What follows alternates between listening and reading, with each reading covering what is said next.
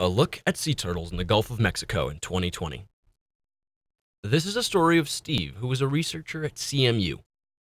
He was studying the effects of the Gulf oil spill on the green, Kemp's Ridley, and loggerhead turtles. Additionally, he was looking at what happened to the sargassum seaweed, which was a large habitat and source of food for the turtles. To put the story in perspective, we have to look at what happened at the beginning. In 2010, on April 20th, the Macondo well exploded, which resulted in 3 months of oil gushing into the Gulf of Mexico.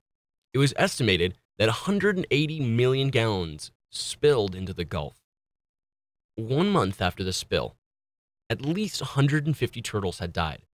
This was abnormal for the time period.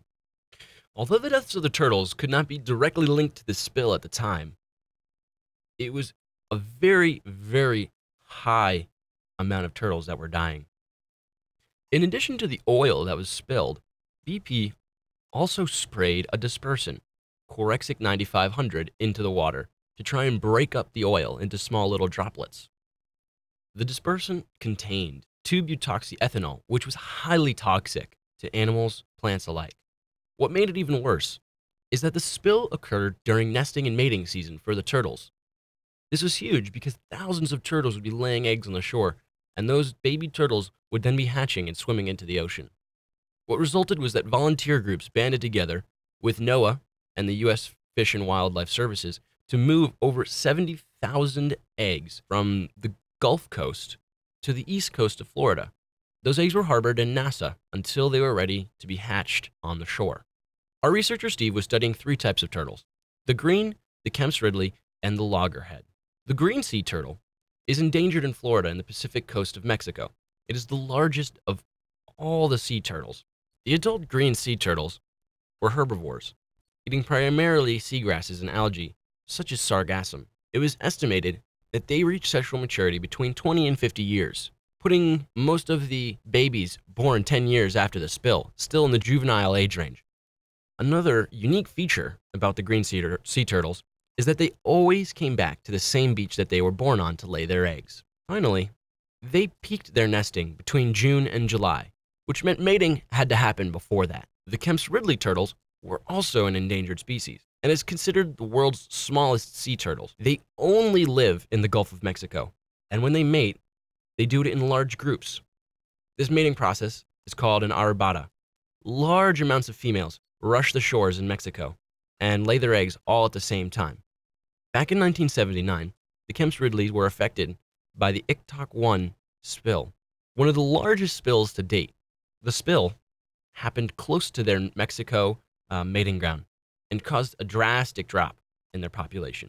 They nest typically between May and July and diet mostly on crabs, some fish, jellyfish, and mollusks, all of which were also affected by the spill and dispersants. But finally, the last of the 3 is the loggerhead. It was also a threatened species and reached maturity about 35 years old. They mate from March to June. Their hatchlings and juveniles live in the sargassum seaweed, which was affected by both the oil and the dispersant.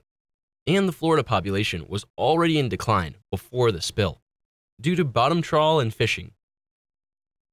So, what did Steve find when he ventured to the Gulf Coast in 2020? Well, when he went on his trip, he got to visit some beaches and also took a trip into the ocean to try and find some sargassum seaweed. What he found was pretty interesting. In the seaweed, he found tar balls, and upon further analysis, the tar balls matched the Macondo oil.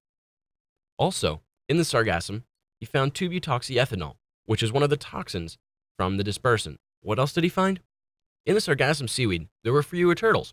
And also, when he visited the coast, there was a massive decline in nests along the Alabama and Florida coastlines. So, what happened? The turtles were affected after 10 years by bioaccumulation, food sources decreasing, toxins like 2-butoxyethanol, the oil which had got into them, into their food sources, and into the plants and ocean that they lived in, and some of their habitat like the sargassum seaweed was just plain destroyed. So, why? Well, when the dispersants and oil were released, they were captured in the sargassum seaweed, which made its way into the Sargasso Sea in the Atlantic, where most of the turtles, like the loggerheads, lived in their early stages. Over several years of bioaccumulation of eating the toxins in the oil, the turtles started to die. When that happened, there were less turtles laying eggs. And then there were less turtles. Although the Deepwater Horizon and Iktok 1 were not totally equivalent in the amount of oil that they spilled, there are many similarities, including the disruption of the environment to the turtles and the sea around it.